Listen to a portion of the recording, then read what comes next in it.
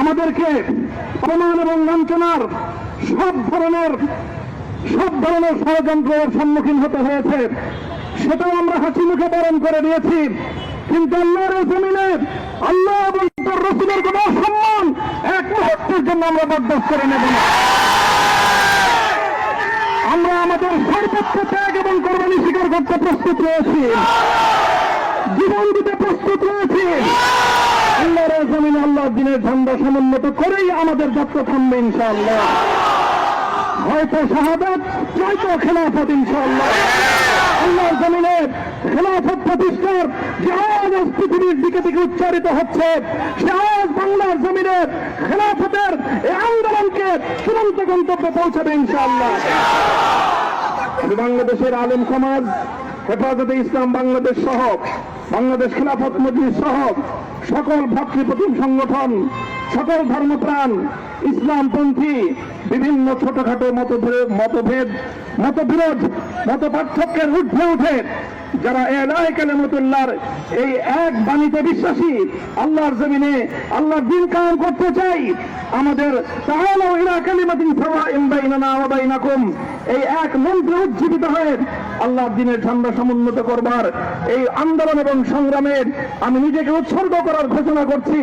এবং আমার সকল ভাইদেরকে, আমি সকল উলামায়ে কেরামকে এবং ধর্মপ্রাণ মুসলমানদেরকে, ইসলামী নেতৃত্বকে ঐক্যবদ্ধভাবে এই সংগ্রামের ঝান্ডা সমুন্নত করবার, ধারণ করবার আহ্বান জানাচ্ছি। এবং আপনাদের সকলকে আবার শুকরিয়া জ্ঞাপন করছি যে আজকে আপনারা এভাবে আমাকে উৎসাহিত করেছেন, উজ্জীবিত করেছেন। আল্লাহ পাক আপনাদের সকলকে উত্তম বিনিময় দান করেন। প্রিয় ভাইয়েরা,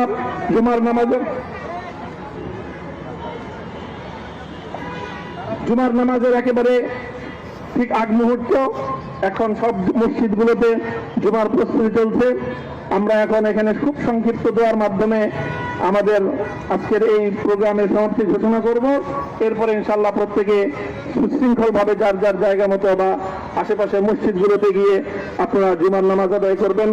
আমি আবারও বলছি, আমি আমার আলোচনার শুরুতে কোরআনে পাকের সেই আয়াতটুকু তেলাওয়াত করেছিলাম, হযরত ইউসুফ আলাইহিস সালাতু ওয়াস সালাম কারামুক্তি এবং প্রকৃত যারা অন্যায়কারী ছিল, সেই অন্যায়কারীদের স্বরূপ ওনার সামনে উন্মোচিত হয়ে যাওয়ার পর, জাতির সামনে তাদের স্বরূপ উন্মোচিত হয়ে যাওয়ার পর তিনি যে কথা বলেছিলেন, আমিও নবী ইউসুফ আলাইহিস সালাতু ওয়াস সালামের অনুসারী হিসাবে তার সুরে সুর মিলিয়ে, কণ্ঠে কণ্ঠ মিলিয়ে কথাই বলতে চাই, লা তাসরিবা আলাইকুমুল ইয়াউম, ব্যক্তিগত আক্রোশের প্রতিশোধ আমরা কারো কাছ থেকে গ্রহণ করব না।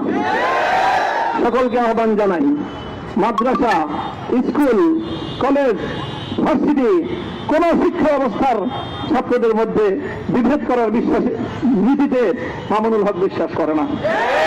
আসো, স্কুলের ছাত্র আসো, আমার মাদ্রাসার ছাত্র পাশে দাঁড়াও, কলেজ থেকে আসো, ভার্সিটি থেকে আসো, তোমরা হাতে হাত মিলো, ইনশাআল্লাহ দেশের স্বাধীনতা অক্ষুণ্ণ থাকবে। এদেশের ইসলাম এবং হাজার বছরের যে সাধনা সংগ্রাম, সেই সংগ্রাম বিজয়ী হবে ইনশাআল্লাহ। এই জনপদ ইসলাম এবং মুসলমানদের জন্য হাজার বছর ধরে এখানে কালেমার ঝান্ডা সমুন্নত করবার জন্য আমাদের পূর্বপুরুষরা যে সংগ্রাম করে গেছেন, সেই সংগ্রামকেই আমাদের কাঙ্ক্ষিত গন্তব্যে পৌঁছানোর জন্যই আমরণ এক সাধনায় আত্মনিয়োগ করতে হবে। সেই আহ্বান আমি সকলের প্রতি ব্যক্ত করছি। ওয়া আখিরু দাওয়ানা আলহামদুলিল্লাহি রাব্বিল আলামিন। اللهم صل على محمد وعلى آل محمد كما صليت على إبراهيم وعلى آل إبراهيم إنك حميد مجيد. ربنا ظلمنا أنفسنا وإن لم تغفر لنا وترحمنا لنكونن من الخاسرين. ربنا آتنا في الدنيا حسنة وفي الآخرة حسنة وقنا عذاب النار.